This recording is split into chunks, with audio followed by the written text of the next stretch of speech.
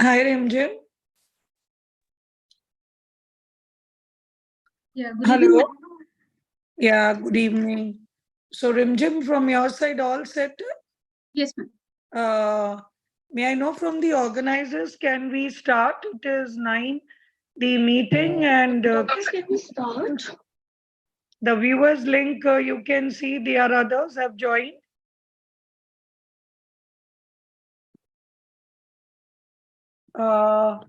Host team, can you just update me? Have the viewers link people have joined?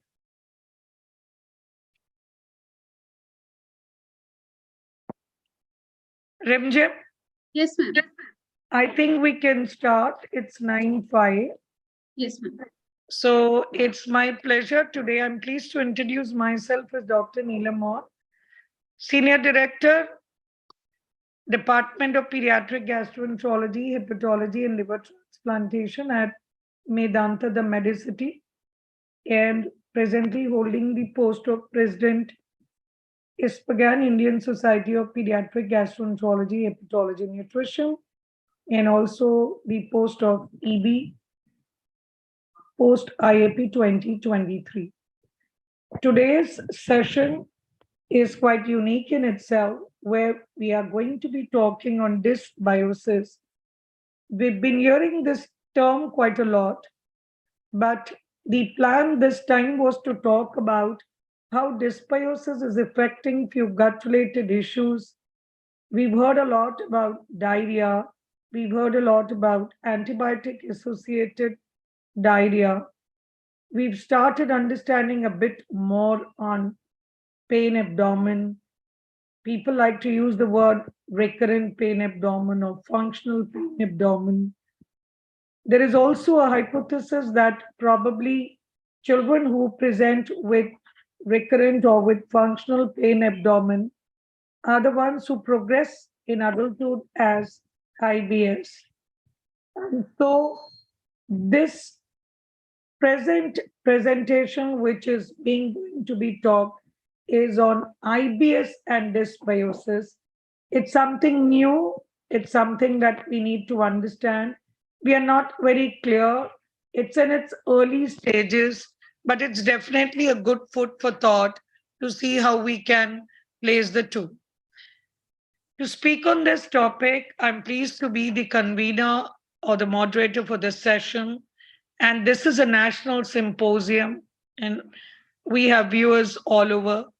And for the topic, as a speaker, I'm extremely pleased to introduce my young colleague, Dr. Rimjim Srivastava. Rimjim is trained in pediatric gastroenterology at PGI Chandigarh. At that time, formal degrees were not available, but she had a decent training there. And she is a consultant pediatric gastroenterologist and endoscopist at Ekta Institute of Child Health, Swapnil Nursing Home, Petal Children Hospital, predominantly in Raipur, Chhattisgarh. She is been involved with us in a lot of work, academic work in pediatric gastroenterology, and she holds the post of the President Raipur Academy of Pediatrics and the Secretary Forum Women's Week in Adolescent Chapter, etc. Without coming in between you and Rimjim, I would request Dr. Rimjim to share her slides and progress to talk about the dysbiosis and IBS, the present thoughts for today. Thank you, Rimjim. Thank you, ma'am, for the kind words.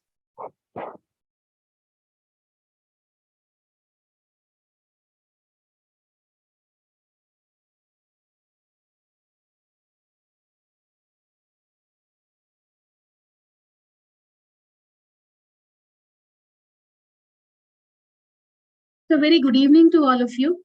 So today I shall be discussing on the irritable bowel syndrome and dysbiosis. Many times this term is confused with inflammatory bowel disease, that is IBD. Though there are some similarities in these two diseases, but they are way different from each other. So let's start with some basics. We are hearing about the term microbiota since a very long time, and In the last 1 or 2 decades, there has been a lot of research in the field of microbiota, up to the tune of more than 50 to 40% of total research is being done on microbiota in the last 1 or 2 decades. So microbiota are basically the living organisms found in a defined environment, which means that the living organisms which are present in the esophagus in a particular human being may be different from the living organisms which are present in the intestine of that particular living being.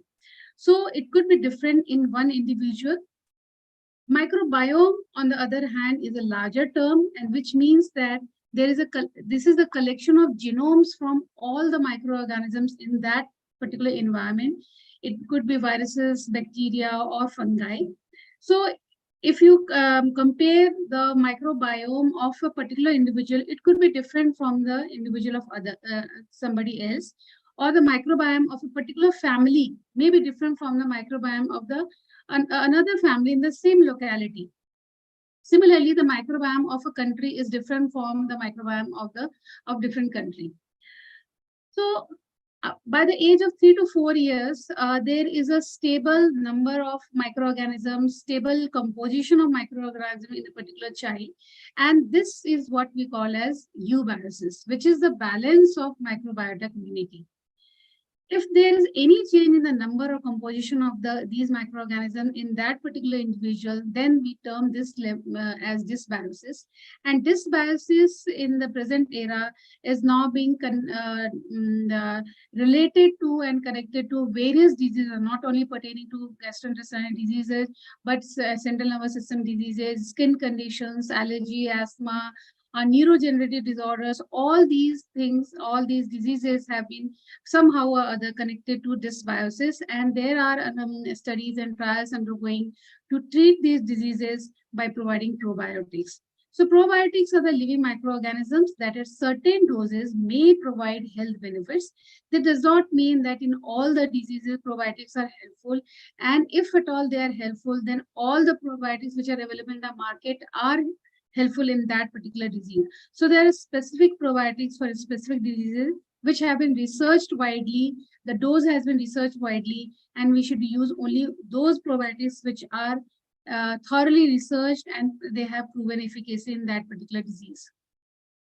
So what is gut microbiota? So it is actually composed of millions, trillions of microorganisms. Most of them are viruses, yeast, and bacteria. The 4 main species which are present in human gut microbiota are firmicutes, where you must have heard the names of lactobacillus, bacillus, enterococcus, clostridium, etc. Bacteroides, actinobacteria, that is bifidobacterium, and proteobacteria, that is comprised by E. coli, Klebsiella, and Enterobacter. Out of these, the firmicutes are the anti-inflammatory microorganisms, whereas the proteobacteria are the pro-inflammatory bacteria. So there are conditions in which they have found that because of the presence or excess of pro-inflammatory bacteria like proteobacteria, there is inflammation and gastrointestinal symptoms. So the story of progression of and the development of gut microbiota is very interesting, and it keeps on changing on the basis of the genetic of the child, the diet, drug, diseases, etc. So in utero, the gut microbiota of fetus is similar to that of the mother, but it can undergo change on the where if the child is delivered vaginally or the cesarean section, it can have a change in gut microbiota. In the infancy, the type of microbiota will depend on the diet of the child, whether the child is breastfed, top-fed, or what type of solid food was introduced in this child, what type of antibiotics were given in this child. So on the basis of this type of microbiota, it has been shown and it has been postulated that those children who are exclusively breastfed, they have better gut microbiota, and this is protective for certain adult diseases like asthma, obesity, diabetes mellitus, etc. So the foundation of the disease, most of the diseases can be there in the gut microbiota in the infancy period. So we should be very careful in these children when we prescribe antibiotics. By the age of 3 years, the gut microbiota is adult-like, And that is why we are talking about very often about the first 1000 days. So these first 1000 days are very crucial for the infant, because this is the time of development of the gut microbiota. In this time, if the child is having frequent dysbiosis because of diarrhea or because of irrational antibiotic use, then this may predispose the child to many adult diseases. So let's see a case. This is an 11-year-old boy who presented to a pediatric clinic with his mother, and he presented with recurring abdominal pain, which did not subside after defecation, and there was increased frequency of motion along with visible mucus discharge since last 15 days, with frequent episodes since last 6 months. There was loss of appetite associated with fatigue and weakness, and there was a history of weight loss also. They consulted with some physician, and he prescribed pantoprazole, metronidazole, albendazole, and antispasmodic mevarin. But it was of no use, and the child continued to have symptoms. On examination, the child was thin, ill-looking young child, but was conscious and alert, and was having office discomfort because of the pain abdomen. And he was having a body weight 38 kg, which was undernourished and was undernourished for his age. Rest of the systemic examination was normal. So at this point of time, if you ask what is the diagnosis, then it could be irritable bowel syndrome, or it could be inflammatory bowel disease also, because the child was having mucus in the stool and there was a history of weight loss. So this could be significant. So there are certain similarities between irritable bowel syndrome and inflammatory bowel disease. So they have abdominal pain, diarrhea, cramping, and fatigue in common. But in irritable bowel syndrome, they have predominant symptoms of bloating, constipation, diarrhea. What they call is there is gas in formation, excessive gas formation is there. And on examination, or if you do colonoscopy, etc., then it will be completely normal. On the other hand, if you see in the inflammatory bowel disease, they may present with fever. Blood in stool is a very peculiar symptoms which we can see in IBD, and weight loss can be there. The main difference is that there is visible inflammation on examination, on endoscopy, and in severe cases, they may require surgery also, on hospitalization also. So this child did not have any anemia. Rest of the examination, laboratory examination were normal. Ultrasound was showing a thick edematous visualized, bowel loops were visualized, and there was no associated lymphadenopathy, etc. Stool examination showed sticky, but there was no occult blood in this in the stool examination. So with this, we are more sure that this is a case of irritable bowel syndrome rather than inflammatory bowel disease. In case of inflammatory bowel disease, he would have anemia or occult blood in the stool examination, etc., and would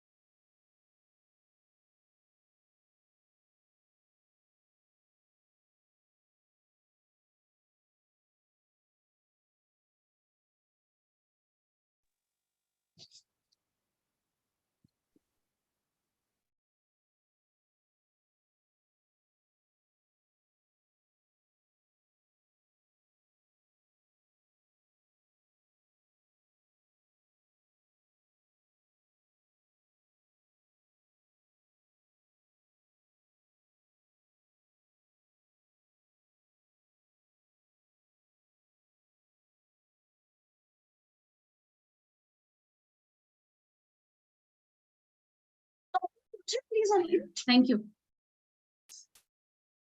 So in case of irritable bowel syndrome, they are associated with comorbidities like anxiety, depression, pain in aches and pains everywhere in the body, migraine, headaches, chronic fatigue, etc. So So why this is important? Because in spite of, like other than having impact on daily activities in these children's life because of the recurrent pain, at times the thing is very debilitating, and this leads to poor school attendance, poor educational outcome, and increased stress and anxiety in the child as well as parents.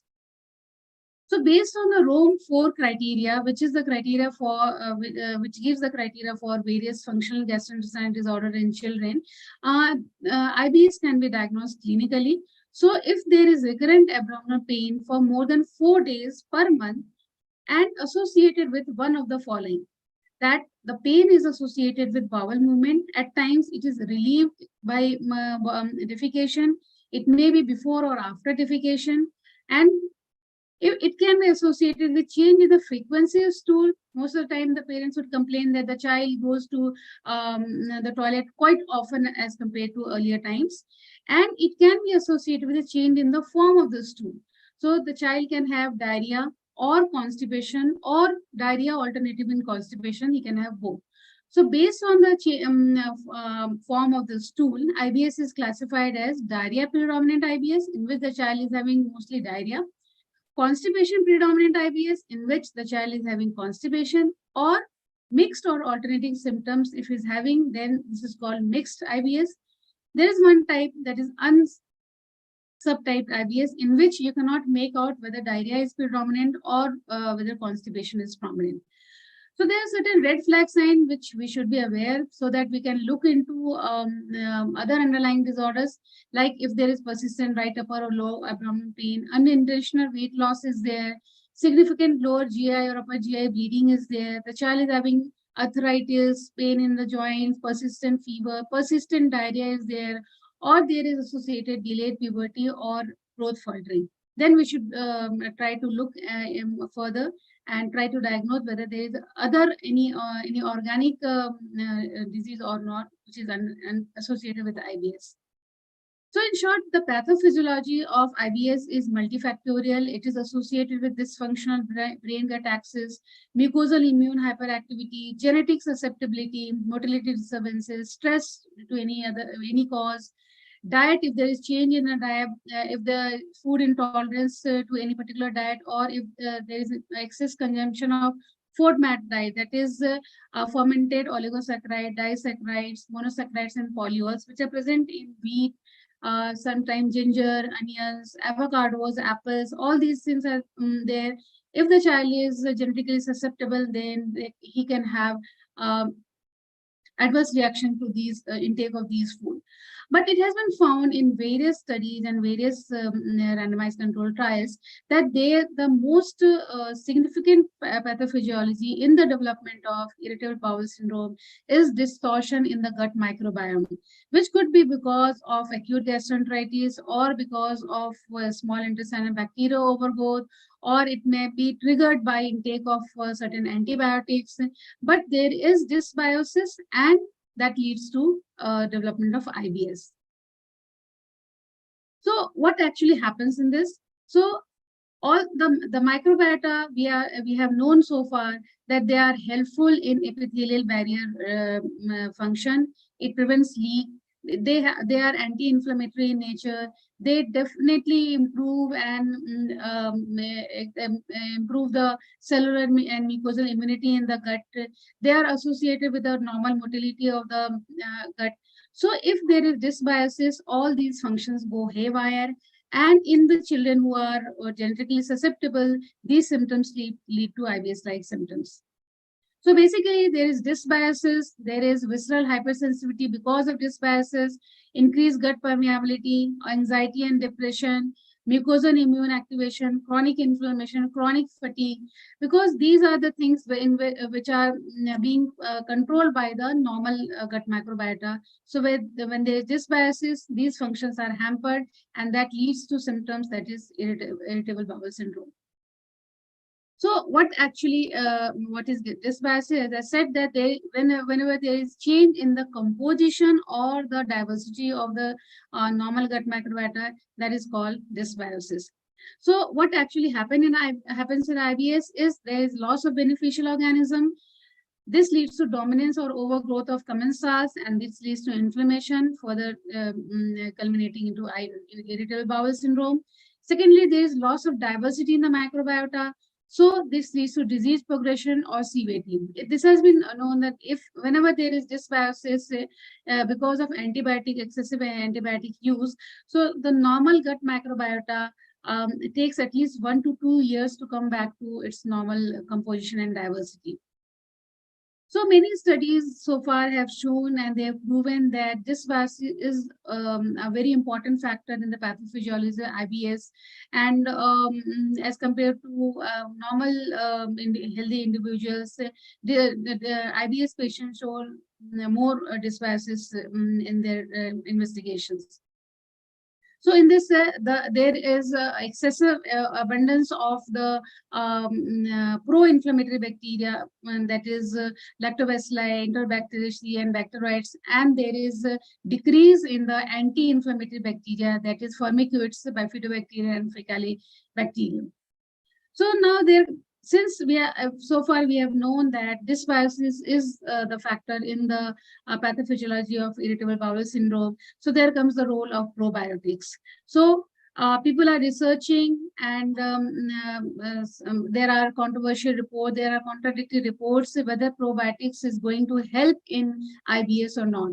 So these are the theories which say that probiotics are known to normalize gut microbiota composition. They do so by competitive inhibition of the pathogens. They compete for the attachment site in the epithelium, and they prevent the colonization of the pathogenic bacteria. This leads to improve in the mucosal immunity that decreases the gut disorders and infections. Also, they help in immunomodulation that improves the inflammation in the gut and improves the condition. They also have certain metabolic effects like vitamin synthesis. They lower the cholesterol and improve lactose intolerance. So with all these mechanisms, probiotics are expected to help in irritable bowel syndrome. So in health, and so probiotics have got close relationship with intestinal diseases and intestinal microbiota. So far, we have got a few diseases in which there are proven role of probiotics in these particular diseases, like in necrotizing enterocolitis, infectious acute gastroenteritis. In adult population, they have found that it is useful in IBD, colorectal cancer also. So what is the management of IBS? So far, what we know is that the first-hand management of IBS is non-pharmacological treatment. That includes lifestyle interventions, diet improvement, low food map diet should be there. Those diets which are, the child is intolerant to a particular diet, that should be avoided. Light exercise definitely helps in relaxation, and that is going to improve the condition. Breathing techniques, that is like diaphragmatic breathing and other relaxation techniques, are definitely helpful in these patients. And along with that, psychological and behavioral treatment and sometimes hypnotherapy is also helpful. Certain pharmacological treatment like non-absorbable rifaximin have been shown in adult population to be very useful, but we have paucity of data in pediatric population. Now there comes role of probiotics. So if we go according to American Gastroenterology Association, according to their meta-analysis and according to their studies, they don't recommend any probiotic in irritable bowel syndrome. But this was a meta-analysis done in which 651 children were incorporated and 9 RCTs were analyzed. And they found that probiotics increase the rate of abdominal pain relief and reduce the frequency of abdominal pain. But these studies were heterogeneous studies. But ISFAGAN, that is European Society for Pediatric Gastroenterology, Hepatology and Nutrition, it recommends use of lactobacillus rhamnosus GG for the reduction of pain frequency and intensity in children with IBS if non-pharmacological treatments are not working well.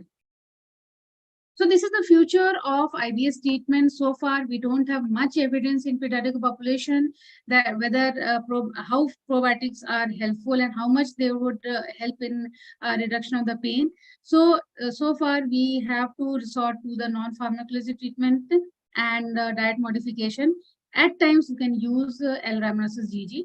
So this is the future, that in future, if we can map the microbial signature of a particular patient, then accordingly, we can customize the treatment, customize the probiotic as well, which can lead to modulation of the gut microbiota and improve the symptoms. So to conclude, IBS is most prevalent and debilitating pain-predominant functional gastrointestinal disorder in children. And establishment of stable gut microbiota accompanies big transition from infancy to the to 3 years of age. So we should be very careful in this duration while prescribing antibiotic. Has critical pathogenic role in IBS, and this has been proven in many studies. But whether and what probiotics are going to help in this condition is not very concrete so far. But yes, Isfahan suggests that L-rhamnosus GG can be used in the therapy of IBS patient after non-pharmacological treatment. Thank you.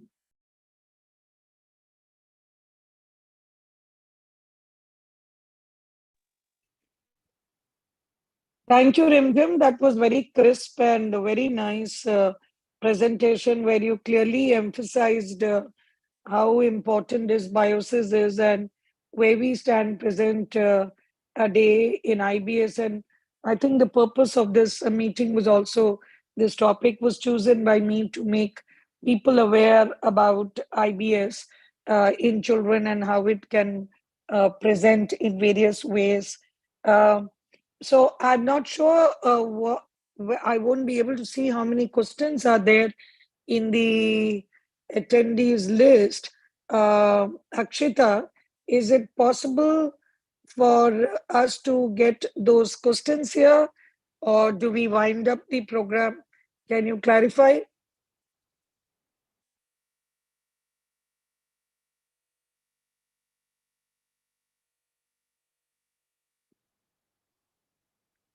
Because I guess we are in the speaker's ring, no? I wouldn't have the questions that I can see in that. I think she's just messaging me that we cannot get into that link. So thank you so much, Rimjim, for your time this evening. And once again, on behalf of IAP, we would like to thank you for taking this topic for us. Good night, everybody.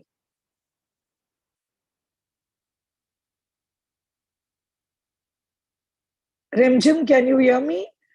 Are they able to tell you any questions, or do we wind off?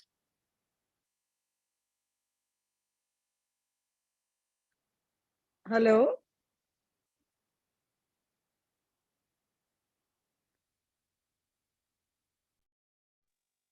Rimjim, I think we will need to wind off. You're not able to hear also.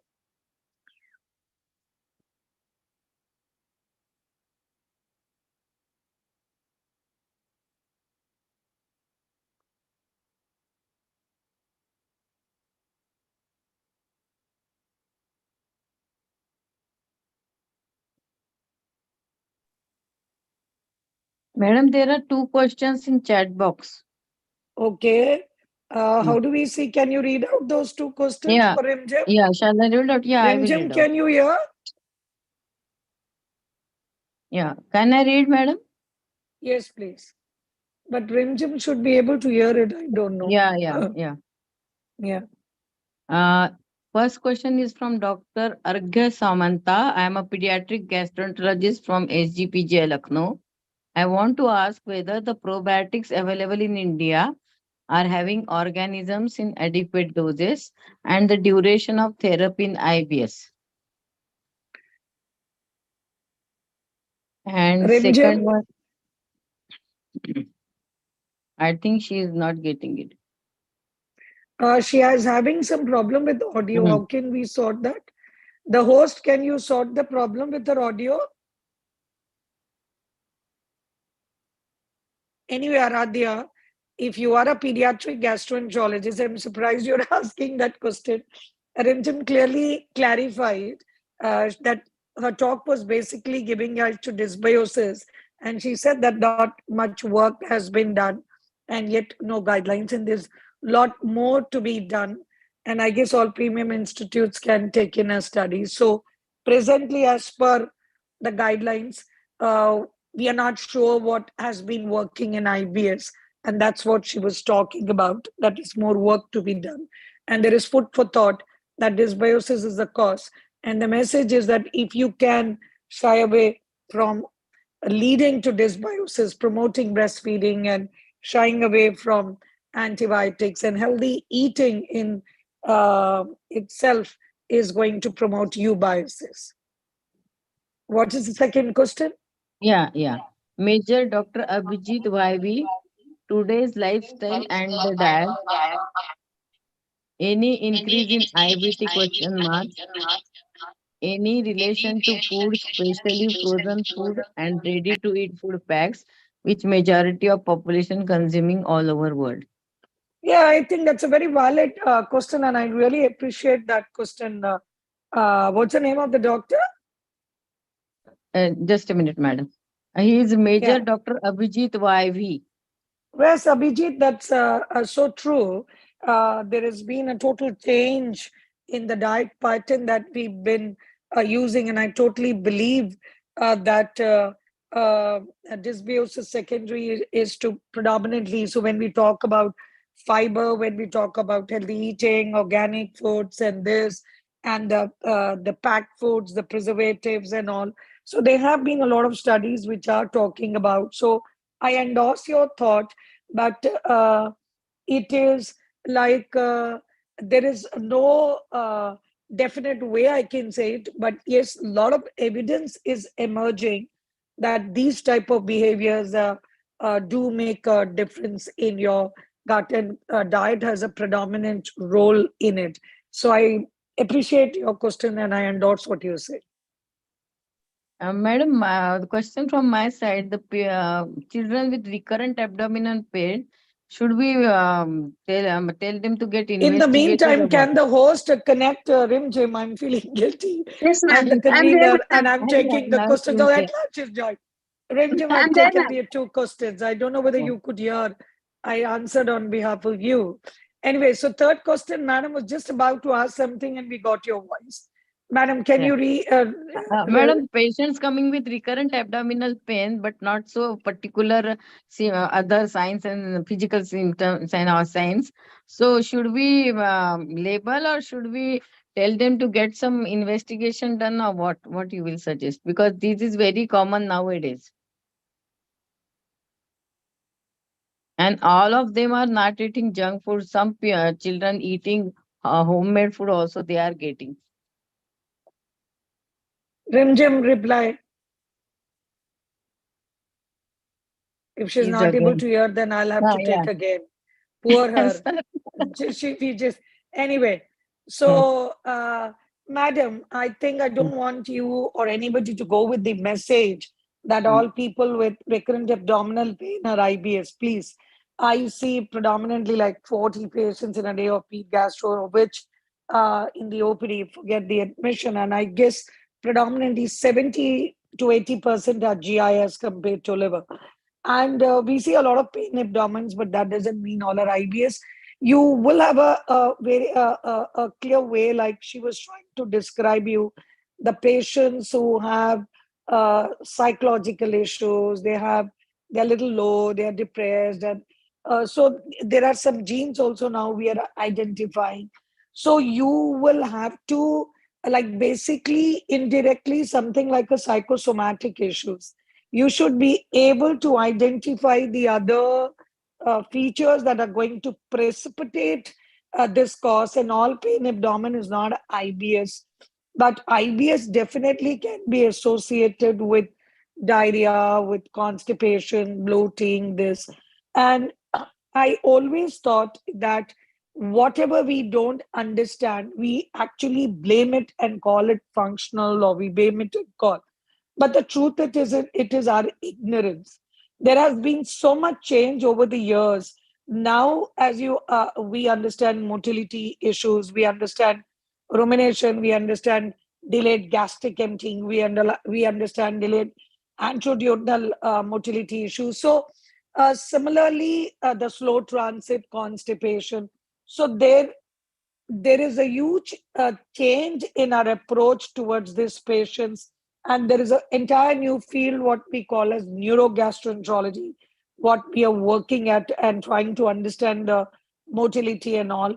But I strongly believe that there is a huge role of the diet and the of and a microbiota, and this dysbiosis which they talk is giving rise to issues, because some studies which they've done in animals like mice and all, where the stools of such people, when they were put into that mice, the mice behavior was the same. So that means the microbiota did have an impact on the behavior of the patient and all. So there are a lot more questions than answers, but yes, you need to get to the base of it, even if it is IBS, what we think, or psychosomatic issues. We should be able to talk about it. As she said, I use a lot of breathing. I use a lot of these type of my psychologist role, trying to understand what is going wrong in the atmosphere of the child, whether at school, at home, other way. Try to treat constipation of the child and work on the diet. And I'm successful in majority of them with that. Thank you very much. Clearing so nicely, madam.